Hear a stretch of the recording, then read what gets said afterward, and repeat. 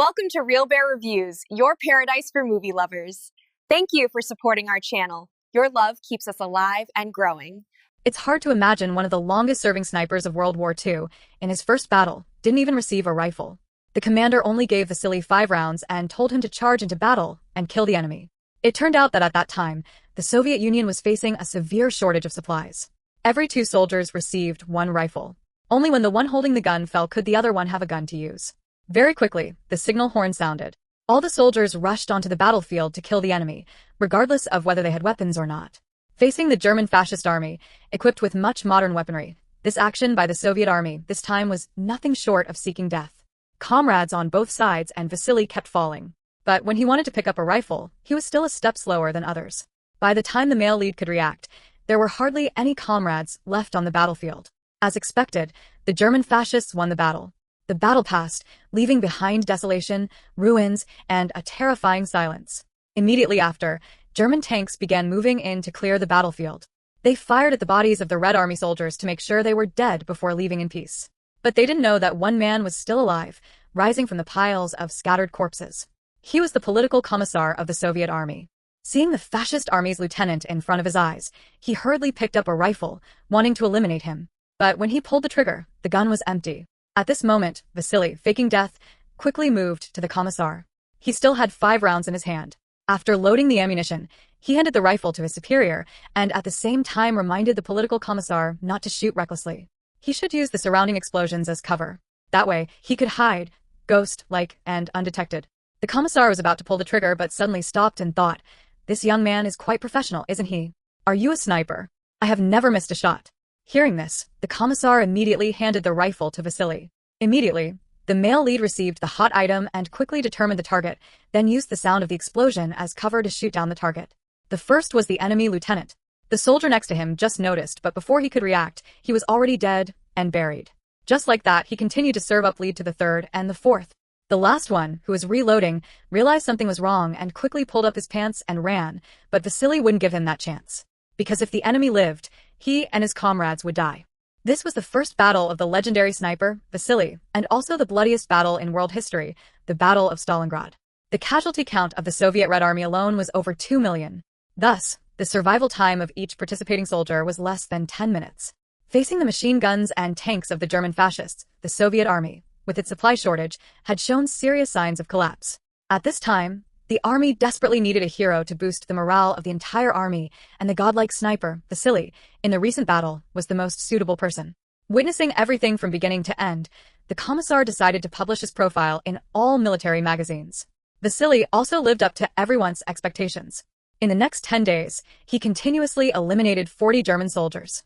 This feat significantly boosted the morale of the Red Army. They began to believe that the German army was not invincible. Just as Vasily was continuously increasing his record of killing the enemy, the news of a super sharpshooter appearing in the Soviet army quickly reached the German army, causing their soldiers to be afraid and not dare to go to the battlefield. Even the officers began to worry, unable to sleep at night or eat during the day. This made the German commander extremely angry. To solve this nuisance, he sent his ace into battle. He was also a famous sniper, Major Colonel Erwin, and was currently the teacher of all the snipers in the German ranks. Having to send Erwin into battle certainly meant the fascists were in no small trouble. The commander told the colonel that yesterday we had another 25 soldiers killed by the enemy sniper. His existence had severely reduced the morale of the German army. Much. The commander asked Erwin how he could find the sniper as quickly as possible. The colonel confidently replied, "Don't worry, I will make him find me." The next day, he went into battle and launched a fierce attack against the Soviet army. However, Erwin did not kill the enemy soldiers, but only aimed at their officers. In just one day, 5 Red Army officers died. The news quickly attracted Vasily's attention. He began to lead his comrade forward to investigate. After a period of observation, they finally found the position of the German sniper. As Vasily's shot rang out, the enemy's helmet immediately fell off. The male lead led his comrade forward to check. One person remained to observe and signal. However, as soon as they left, the observer was shot dead. When Vasily climbed up to the floor, he discovered that the sniper from earlier was just an act. They had clearly fallen into the enemy's trap. The two did not dare to act recklessly and began to meticulously observe everything around them. Just then, a fascist aircraft suddenly appeared, dropping bombs on the large buildings. Seeing this, his comrade was frightened and ran away, but as soon as he stood up, he was shot dead by Colonel Erwin, who was hiding nearby. Panic is a cardinal sin for a sniper. Taking advantage of the thick smoke, Vasily quickly escaped from the area. The sacrifice of his two comrades helped the male lead realize that the rival shooter was very dangerous and cunning. At the same time, the Soviet army also received intelligence about the deployment of Colonel Erwin from Nazi Germany. Knowing he was a very strong opponent, they did not dare to underestimate him. Therefore, the Commissar arranged for the gray-haired Kulikov, a master sniper from another unit, to come and assist. The two would combine to deal with Colonel Erwin. To force him out, they decided to use a protection tactic. First, Vasily would shoot down the fascist power line 160 meters away. Next, Kulikov would shoot dead the line repairman. The two took turns shooting, making it impossible for the enemy to pinpoint their position. Finally, after eliminating 3 repairmen, they successfully attracted Erwin's attention. He captured a Soviet prisoner and forced him to wear a German uniform and go outside to repair the wire. The prisoner was killed immediately upon going out. Thanks to this, the colonel was able to pinpoint the location of the 2 Soviet snipers. Kulikov pushed up his helmet to trick Erwin into firing. Unexpectedly, he did not shoot but instead smirked. Such a cunning old fox would not be easily fooled by such a childish trick. He aimed his rifle straight at the only exit. Kulikov didn't know that and thought the enemy was too scared to come, so he suggested moving to a new location.